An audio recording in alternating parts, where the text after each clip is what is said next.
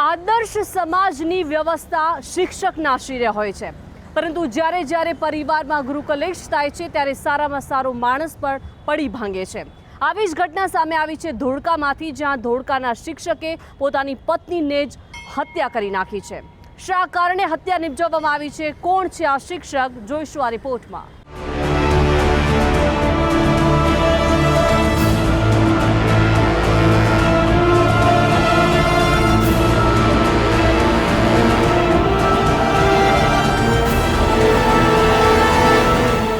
લગ્ન જીવનમાં વારંવાર થતા ગૃહ કલેશનો અંત હંમેશા લોહિયાળ રહે છે।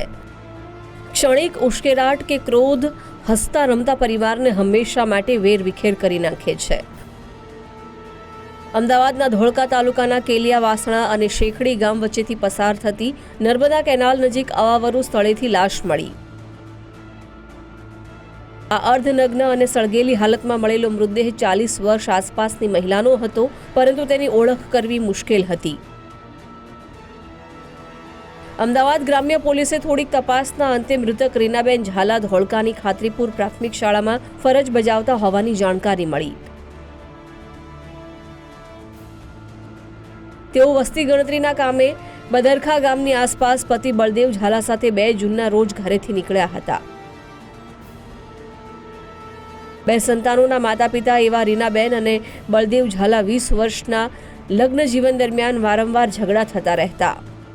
વળી નાની મોટી વાતે થતા પારિવારિક વિખવાદમાં બંને સંતાનો પણ માતાનો જ પક્ષ લેતા હોવાથી પિતા બળદેવ ઝાલા સતત ઉચવાટમાં રહેવા લાગ્યા।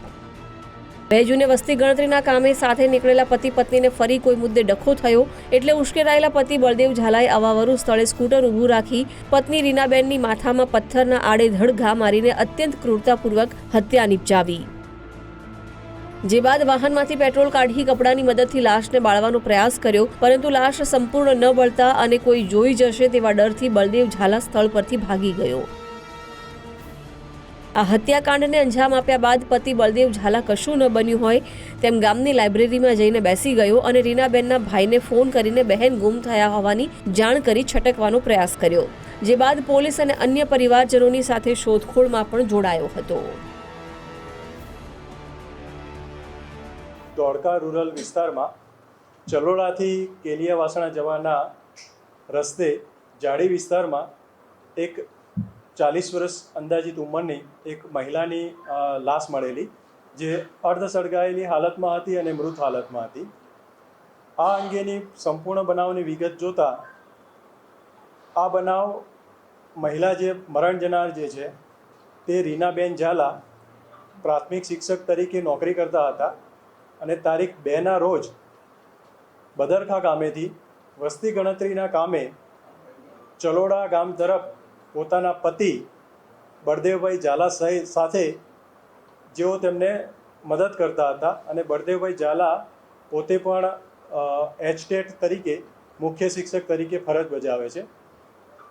મદદના બહાને ગયેલા અને ત્યારબાદ તેમણે પરત આવી અને તેમના શાળા એટલે રીનાબેનના ભાઈને એવી વાત કરેલી કે રીનાબેન જે છે તેમને મેં વસ્તી ગણતરીના કામે મૂકીને આવ્યા બાદ મળી આવેલ નથી અને તેમનો ફોન સ્વિચ ઓફ આવે છે।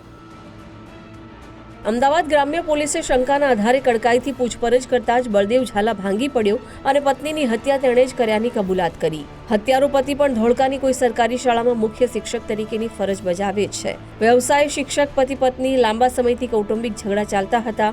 આ વારંવારના કંકાસથી કંટાળીને જ બળદેવ ઝાલાએ પત્નીને મોતને ઘાટ ઉતાર્યાનું કબૂલ કર્યું છે।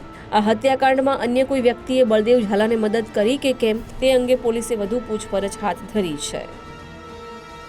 કે રીનાબેન અને તેમના પતિ બંનેને અવારનવાર ઝઘડાઓ થતા હોય, ઘર કંકાસ થતો હોય, જેથી કરી અને તેમના પતિ બળદેવભાઈ ઝાલાને રાઉન્ડ અપ કરી તેમનો યુક્તિ પ્રયુક્તિથી પૂછપરછ હાથ ધરવામાં આવે। આ દરમિયાન બળદેવભાઈ ઝાલા દ્વારા પણ શરૂઆતના સમયમાં કોઈ જ વિગત તેઓ પોતે જણાવતા ન હતા, પરંતુ અલગ અલગ પોલીસ પૂછપરછ દરમિયાન તેઓ પોલીસના જવાબોને સંતોષકારક આપી શકેલ નહીં, જેથી પોલીસે વધુ આકરા સવાલો કરતા તેઓ ભાંગી પડેલ અને સમગ્ર ગુનો પોતે આચરેલ છે તે મુજબનો ગુનો એમણે કબૂલ કરેલ. શિક્ષક પતિએ જ શિક્ષક પત્નીની કરેલી હત્યા બાદ શૈક્ષણિક જગત અને ધોળકા પંથકમાં અરેરાટી ફેલાઈ ગઈ છે. મૃતકના ભાઈ સહિતના સ્વજનોએ પોલીસ હત્યારા બળદેવ ઝાલા સામે સજ્જડ પુરાવા એકઠા કરી સજા અપાવે તેવી માંગ કરી. રાહુલ ત્રિવેદી, ગુજરાત ફર્સ્ટ, અમદાવાદ.